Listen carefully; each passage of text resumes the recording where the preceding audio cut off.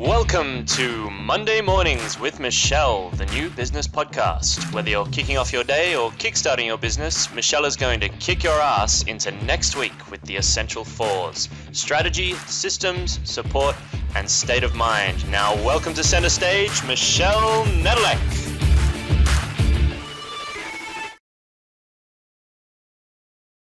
Hey there, peeps. This is Michelle Nedelec, and I am so glad that you're here with us today because I have most amazing guest, Travis Bell. You are going to absolutely love him. Thank you, Travis, for being here today. Michelle, stoked to be on. Awesome. Thanks for having me. My pleasure. So tell us a bit about yourself. Who are you and what do you do? 5,000-foot view. Oh, yeah, the long or the short or the medium version. Look, for the last 10 years, I've been running around the world as the bucket list guy.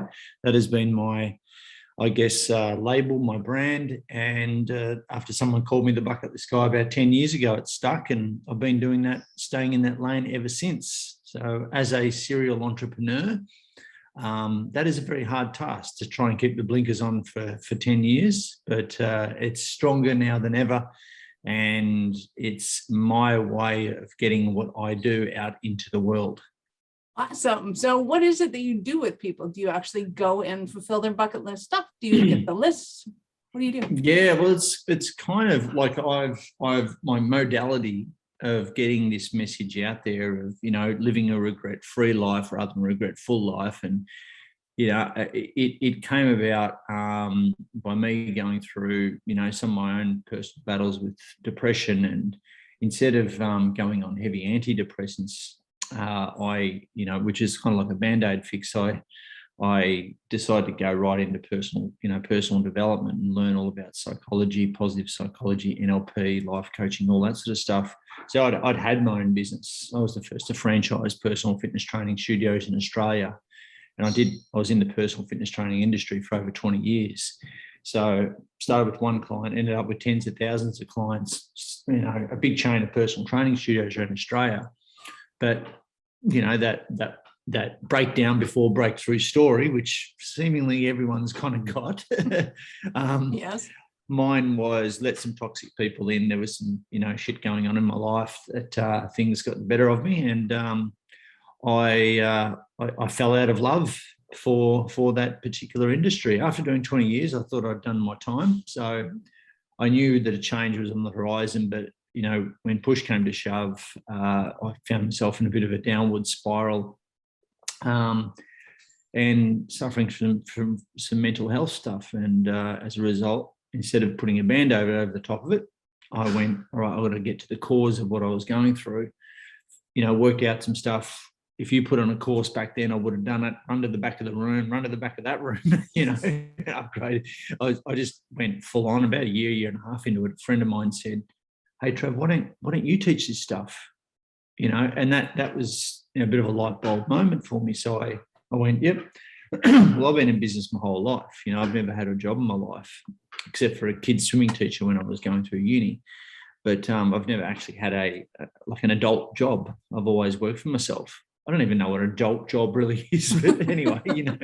So I've always, you know, always had my own businesses, and look, I needed a change, and so I put on a talk around that time, 10 years plus ago, and nearly had to invite the 40 people to come along to this talk. And I packaged in all the stuff that I'd learned, all my entrepreneurial history stuff and mindset and blah, blah, blah. It's embarrassing to look back on it now, but had a room full of 40 people. And then about halfway through the talk, I started sharing the fact that I had a list to do before I died.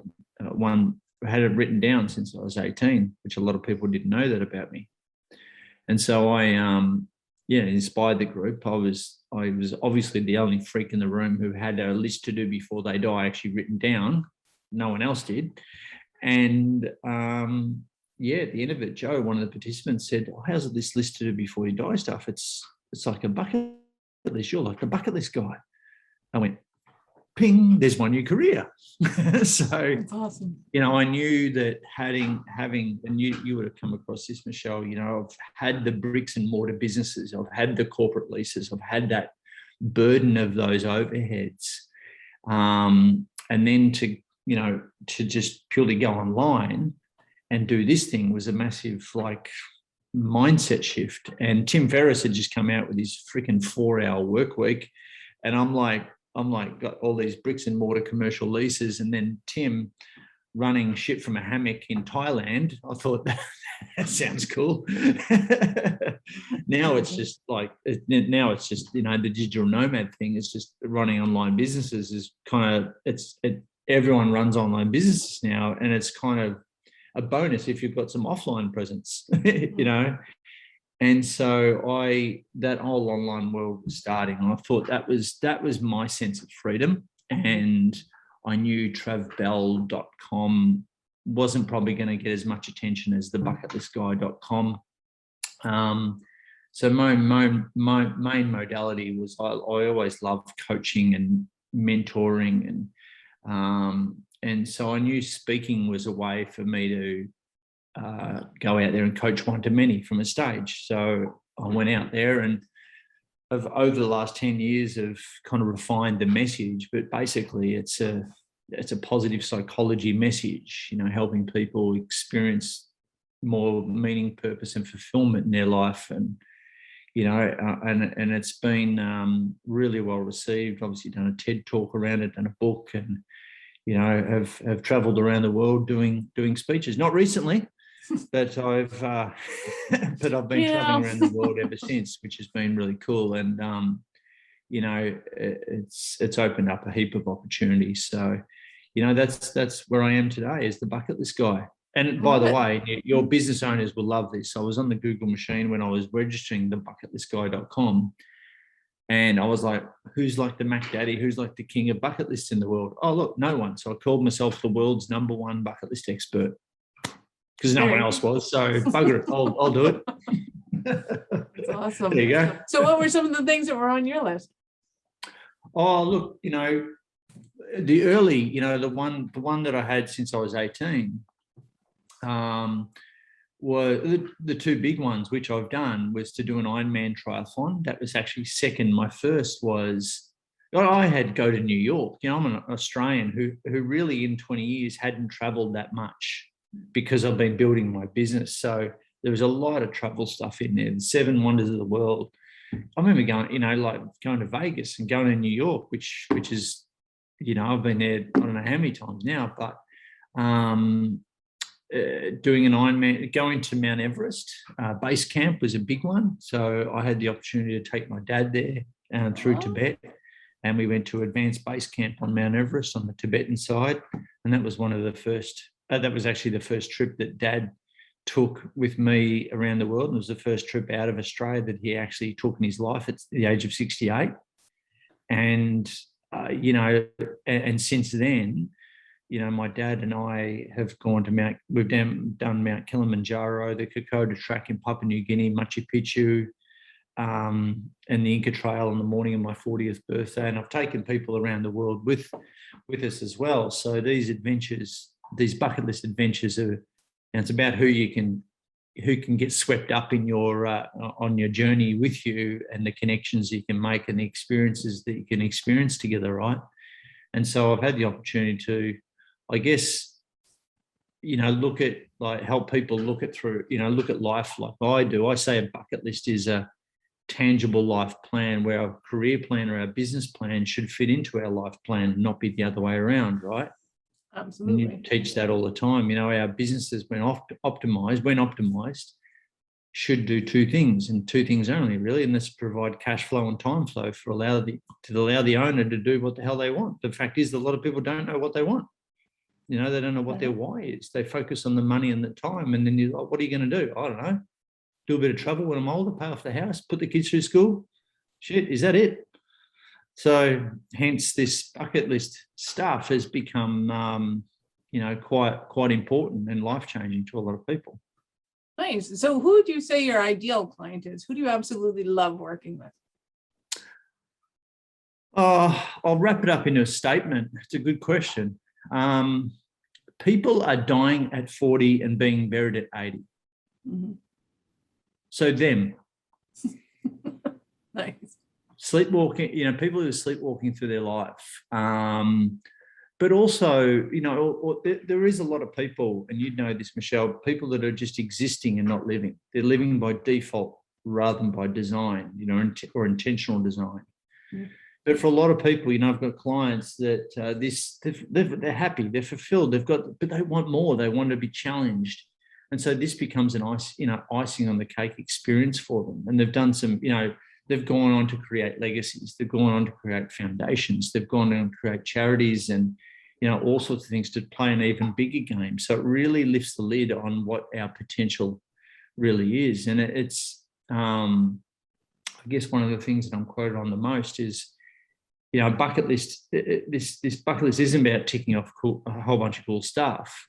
Like, yes, it is, and it should be, all about having fun and achievement and success and that sort of thing. But it's really about how we reverse engineer every aspect of our lives in order to make this stuff come to fruition, right? It's a growth of us on this journey towards these self-imposed destinations. But most importantly, it's about the person that exists on the other side. And that's the person we don't know yet. And that's called our potential. And when we get, as human beings, when we experience more of our own potential, it puts a smile on our face. Gives us meaning, gives us purpose, gives us fulfillment, and that's what it's all about. Like people stop pushing the envelope. They stop being curiously excited about what's on the other side of their bucket list, about who they can become before their time is out. Nice. I love that. Well, and is it really the people that are kind of dead at 40 and buried at 80? Or is it people that are still going, oh my God, there's got to be something more to this? So what would somebody be kind of struggling through or thinking that they're thinking, oh my God, Travis, I need you so bad? Look, I think it's definitely a psychodemographic is okay. Well, on a scale of 1 to 10, Michelle, answer this question. How fulfilled are you? Me? Oh, 100%. Yeah. I love that. Wicked awesome life. You're I get to do this. Client, I get to interview people from Australia in the middle of the afternoon. Come on, man. My life is awesome. Yeah. And so, but if I put some definitions around that, people will start to really think about it and go, well, there's a lot of people that haven't got meaning, purpose, and fulfillment in their life, and an overwhelming sense of gratitude. And, that's where we as coaches, we can help, help them along that journey, towards fulfillment. There's a lot of unhappy people out there, unfortunately. Well, and I'm sure there is, and I'm sure they're all sitting out there going like, this sucks. There's got to be something more in life than this, whatever this is for them. The statistics are really scary too. And I can't help myself but look at the stats. The stats of depression are going, and I'm not just COVID, I would assume they're going up like an ambulance chaser here on mental health. It's not about that, because not the whole world is not depressed. The whole world is not sad. The whole world is not unhappy. Some people are absolutely thriving right now, versus just surviving. So, but you got to look at the stats. Ones that aren't are hurting and then sound. And there's so many things that they can be doing. So, but also, as you know, like people have got to want to change. Psychologists know this, that if a person sort of books themselves, or not sort of, but books themselves in for an appointment, or they employ the services of a coach, they say, yes, I need help, I'm waving the white flag. Half the problem's already solved because of admittance that they do have to get some expertise, some outside expertise to help them close that gap, right? Mm-hmm. So at the end of the day, again, the stats don't lie. Depression is going up, anxiety, suicides, youth suicides, the overprescription of antidepressants. We've even got this thing now called the loneliness epidemic, which is a real thing. We know what a pandemic is. We're very clear on what that is, but an epidemic. And this is the adverse effect of social media. We're all comparing our behind the scenes footage with someone else's highlights reel, and it's getting worse and worse. Yep. So that causes a psychological state. And that's why we, all these hacks and, books are coming out about, control your controllables, and, putting rules in place for your life, and making sure you're turning off your notifications, and, not being alerted every second of the day. And so, but what's sad is these statistics are climbing. And, then you go through COVID, and isolations and lockdowns and all that sort of stuff on top of that, it's an absolute perfect storm for mental health. And now with, the amount of people that are, calling in on Lifeline and these sort of depression initiatives as well, it is scary.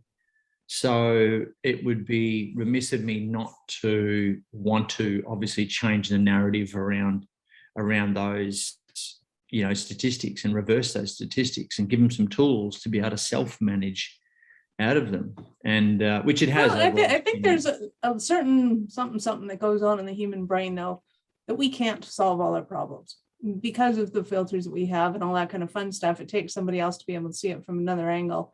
And I think it's a dangerous kind of premise to set that it's only once we go down that hill that we need somebody to be around. And I think that probably contributes to that whole loneliness thing, going, oh, I'll be all right. I'll be all right. Today I'm okay. I'm going to be all right. But then it becomes this little nemesis, like a little layer of dirt on the furniture that 6 months later is suddenly there, and it's thick and you never realized it was coming. And I think people need people. We need to be able to see people. We need to talk to people. We need to hash things out with other people, and other people help bring us to another level that we can't bring ourselves to. Yeah, but and also adding to that is when you're in a depressive state, because I've been through it, that's the last thing you want to do. Exactly. That's you've got to force yourself, and that's where antidepressives obviously get you out of your own way. Get you and your mindset out of your own way, so you become a lot more open and not so insular, inward looking. Unfortunately, and you'd know this from business coaching and stuff, it takes pain. It takes a level of pain in a person's life for them to change, or a level of pain in a person's business for them to change. It does. I did personal fitness training for tens of thousands of clients across Australia. And unfortunately, it's pain that motivates a person initially. But then, as a good coach, and you got to pin something more toward motivation rather than away from motivation really quickly. All right. I know you came in here because you're overweight and you're lonely, and you've been divorced for a long time, or you've gone up a flight of stairs and you're clutching your chest, or you've got no energy to play with your kids on the weekend, or whatever it might be. But that's the thing that got you to come into the gym or come into the studio. But it's not the thing that's going to always motivate you, continually motivate you. So you've got to peg something off in the future. And that's what positive psychology is all about. Positive psych is about identifying the things that gives us meaning, purpose, fulfillment, and more gratitude, and then doing more of that, integrating more of that in our work and our life. And I've just put this bucket list theme over the top of that, to make it more, I guess, tangible for people. Do you think it's easier for somebody that is depressed to go, I just want to do something stupid and inane, like something off my bucket list, as opposed to becoming like, I just want to put my socks on? like where does it start? Well, I don't run assumptions on everyone, because everyone's very, very different individual, and we've all, our perception is always in the eye of the beholder, right? And we're so subjective when we're in that mindset. It's very hard to be objective, and therefore, let me put it another way. What's something somebody could do that's in that position? Let me put it another way. What is something somebody could do that's in that position that would potentially catapult them out? And maybe it is go after bucket list, and maybe it is just, hey, I could put on my socks today. No, it's actually some things? Initially, that's why support groups are available for people in that, at that stage, which is pretty low on the fulfillment scale. Is they need to be around people.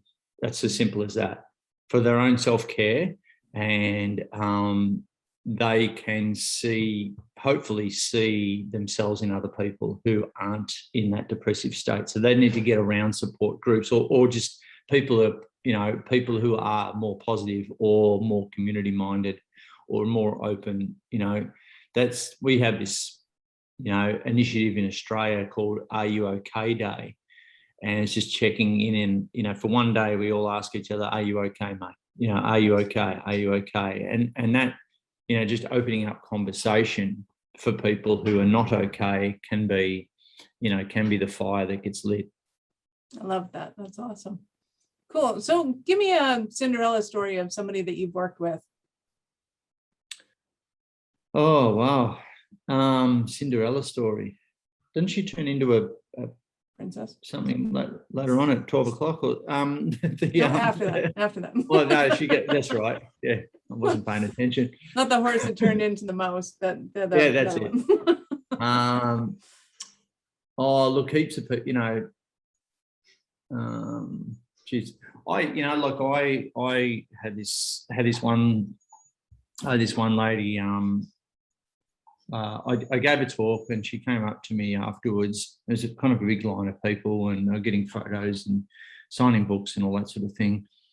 And I could see her at the end of the line, and it sort of got to, the line whittled down and she got closer to me, and I could see that she was obviously in distress or something had triggered her or something from my talk. And I'm going to be really careful of that too, because you've got a good portion of people that are on in pretty bad way, out there. And when you go and speak to groups all around the world like I have, you can start to see, and by mind you, if you've been in a bad place yourself, you can identify that in other people pretty quickly. You go, right, okay. You don't go, oh yeah, you're going through you don't assume anything, but you can just see it. Mm-hmm. So I knew this, she'd been affected. Her face was obviously affected, showing signs of it. And she got really close to me about one person, and then she darted off. And I went, like, didn't want to be rude to this person. I'm like, I know but she just headed off. Oh, wow. Anyway, a couple of hours later, she obviously went back to her room at the conference there, and she sent me an email. And she said, I was last on the line, and I was going to talk to you, but I got really shy. And then, look, I just want to give you some feedback that I've tried to commit suicide 3 times from memory, and I'm on suicide watch right now. And for some reason, I had to come to your thing today, and I'm so glad I did, because I'm in a really bad way. And I'm like, look, can we meet? I need to talk to you, because you don't know, like, people at that level are like, could trigger them over the edge. Mm-hmm. And so, but one thing that NLP has taught me, that look at everyone's, their words are a window into their unconscious, mm-hmm. Or into their subconscious. So whatever she was writing, I'm like fully aware of what's going, trying to look between the lines. And she's like, your seminar gave me hope, I'm like, all right, cool. We've got something going on here. Good. It's not all just bad. What did you get out of it? So asking open-ended questions, which is what you do as a coach, right? Asking open-ended questions. Thanks so much. I'm so glad you came. What did you get out of it? Give me the top 3 things. And she went through those top 3 things. She's like, I've already started writing my bucket list. This is an hour afterwards. Oh, perfect. All right. So I went through the My Bucket List Blueprint, which is what I've done the book. It's a 12-letter acronym for how to write a personally meaningful and holistic bucket list. Now, I want you to go through that step by step. Can you do that for me? And I want you to send me, doesn't have to be full, like 300 things on it or anything like that. Just give me the broad brushstrokes of what this future bucket list actually looks like. So I'm getting her giving her tools to be able to self-manage. So she came back 20, and I said, and you got to make them accountable as well. So I said, Beth, you got to give me that within 12 hours. Okay. So it's 5 o'clock now. So I want you to deliver it to my email back at 5 o'clock. She's all right, cool. Yeah, no worries. Great. So 4 o'clock or whatever, she's like, here it is. I said, excellent. All right. Thank God. So stoked. By this stage, I'd connected with her on social media as well, just to make sure that she's, connected. And because I really worry about people like that. I've seen, I've heard some bad stories about people going to seminars and it not going too well. And said, all right, cool. Now, Beth, now you're going to do me one thing after I forgot the bucket list. You're going to go after low-hanging fruit. All right, what does that mean? Go after the easiest things you can do right now. All right, doesn't have to be the big. I know you want to travel the world. I know you want to start a charity, and you want to do this, and you want to look. Forget about all that shit. All right, what's the one thing that you can do right now that doesn't cost you any money or any time? It's just your intention. All right, great. All right, well, I can do this. I forget what she did, but she went for something really easy, and check in with me when you've done it. All right, what's it going to be, and when are you going to do it, and check in with me. So we've literally for, I think that was about 3-4 years ago. Now we're connected on socials. She's in my book, on my next book, and just as an absolute success story, because one thing led to another. A year later, she sends me, I lost contact with her a year later, she sent me a picture of her and her family in Italy. Nice. And she'd been disenfranchised by her family. She hadn't traveled for ages. She'd been drinking and drugs and a whole bit. She was clean, sober. And she still attributes, she goes, I don't know what right place, right time, but and I trust in that. Right, Michelle. So I trust in the people are there for the right place at the right time. And, like those big aha moments happen exactly when the universe, or whatever you want to call it, wants you to hear them. So that was the tipping point for her.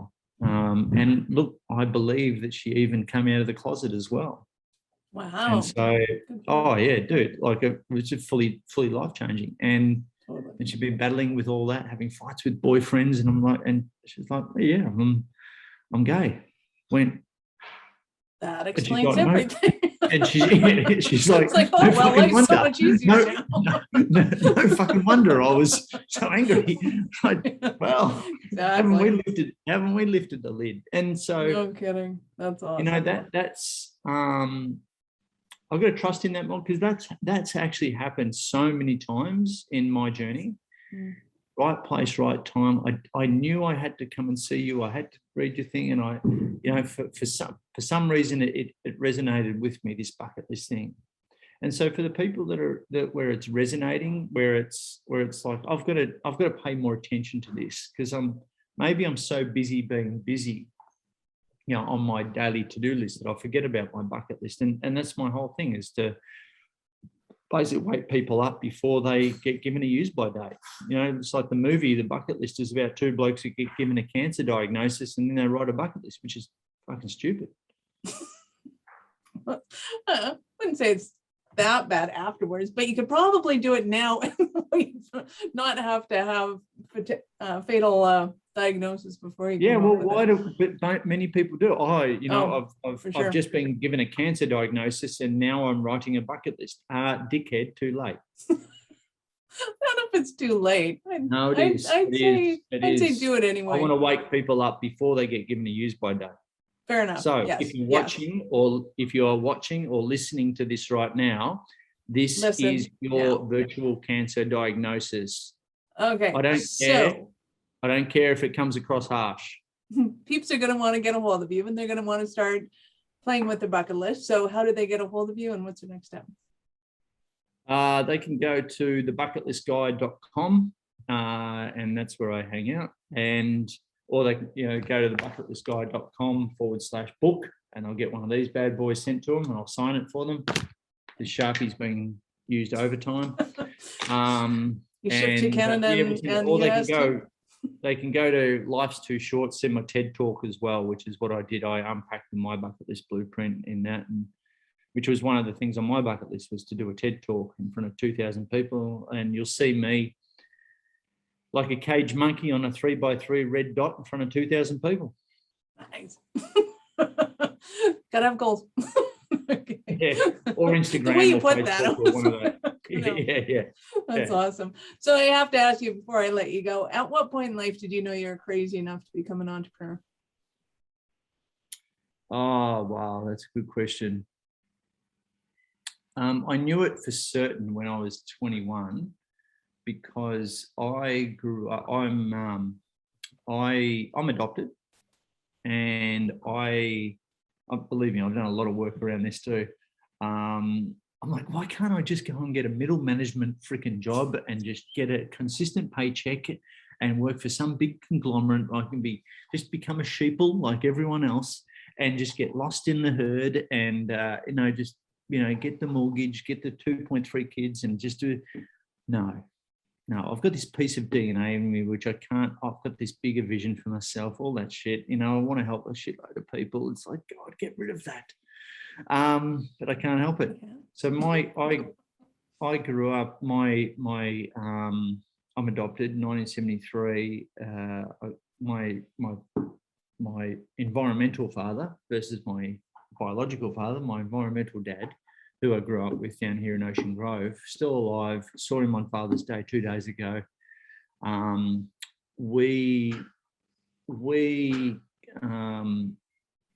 I grew up, we were kind of clashing quite a bit. And that's because he was in his same job as a wharfie from the age of 16 through the age of retirement, in the unions, the whole bit, a real man's man worker, not a man of emotion, baby boomer. Me, his adopted son, a serial entrepreneur, never had a job in his life. He's waiting out for his 401k, his superannuation, as we say here in Australia. Me, don't even have any. It's like, and so we had a difference of opinion, if you can imagine that. But it wasn't until, like I said, the bucket list side of things that brought us together later on in life. The point being that I grew up with him hating his job. I grew up with him. He loved parts of it. It challenged him. But for the majority, he used to complain about it all the time. Early mornings, split shifts, late, night shifts and that sort of thing, always bitching and really not spending a lot of time with us kids. So my concept of work wasn't that pleasant. So maybe that was a contributing factor. Maybe maybe there's some DNA stuff in there. I don't know, that didn't, wasn't carried through to me. But I remember saying, I don't want to be like that. I don't want to be complained. Life's too short to be bitching and complaining about your work where you spend the majority of your time. And I remember when I was in my first business, when I just started my personal training business, I remember I'd just trained 3 clients and I was riding my bike from the gym back to where I used to live against the traffic, and which was the peak hour traffic, because I'd already worked and I was going against, I was like a salmon going upstream. And I just remember stopping at the lights and seeing all these people in peak hour traffic at the lights. And I was 8:30 or something in the morning and no one looked happy. Everyone in their own car, and me, sunny day, shorts on, singlet, like going against that. And I'm going, I never want to be like that. This is me and that's you. And I can't ever see myself doing that. And it's funny you should ask that, because I haven't told too many people that, but I just always felt like a salmon going up the stream. Mm-hmm. And I love that, because I think so many entrepreneurs do. And I think the younger we get that bug, if you will, the crazier society thinks we are. And I just want people to know that that's totally normal. Like, it is so okay. You just haven't found your peeps yet. And when you find them at the top of that lake or wherever your upstream happens to be, it's like, oh my God, my peeps, this is awesome. Oh yeah. You've got to get around other salmon. Exactly. To use that metaphor even more. Exactly. But awesome. shit, like those salmon going against that stream, they have to fucking work. Mm-hmm. They have to kick and get up, especially when they try and get up and up and up. It's like, dude, they got to work hard. But when we could go on and on about that analogy and how it's related to entrepreneurialism, shouldn't we? Exactly. Anyway. Awesome. Well, thank you so much for your time today. I appreciate it immensely. And before I let you go, any last word for our peeps? No, I just, I believe that every business owner, which you're around, Michelle, which you cultivate your tribe, and I believe every business owner, you're an idiot if you do not have a written down bucket list. What's easy to do is easy not to do. And like I said before, your bucket list is a tangible life plan. Gives you a greater sense of why, your purpose, your reason for doing what you're doing. Now, it's not about the time or money. That is the byproduct of an optimized vehicle, right? Double bonus though, if you actually love what you do and it's hitting your values, which is your internal rule book, that's your business, and you're of service to the community and to your clients. I think that's the holy grail, right? Those three things. It's hitting your values, it's giving you the time flow and the cash flow that you need, but you need a bucket list, and you need a bucket list to get you out of bed in the morning in those times where you don't want to get out of bed in the morning. You need those reasons for getting up and going after your dreams, because and the last thing, and the reason why I want you to become a bucket lister, is to be the example for others to follow. There's not enough leaders. There's not enough people practicing self-leadership. Go out there and be the example for your clients, for your family, for your kids, because the world needs you right now. I love that. So peeps, if you're listening to this right now and you can't write it down or you can't go to the website, just go to awarenessstrategies.com/blog and we will have all of Travis's information there. Look up Travis, look up Bell, look up Bucket List. You will find him, I promise. Awesome. Well, thank you so much for being here with us today, Travis. It has been an absolute pleasure. I love it. Can't wait to send a whole ton of people over to you. And peeps, if you're listening right now and you know somebody that would make a great guest for the show, or you have a topic that you'd like me to discuss, reach out to me at michelle@awarenessstrategies.com, and I would love to hear from you. Awesome week. Thank you for listening to our show. I am all about being a resource center for entrepreneurs to give them the information and the support they need to make it in business. As such, I have Taking Your Business Digital Q&A every Wednesday at 2 p.m. Mountain. To register for that, go to awarenessstrategies.com/digital. That's DIGITAL. I look forward to meeting you and actually finding out how you are. So see you on the flip side.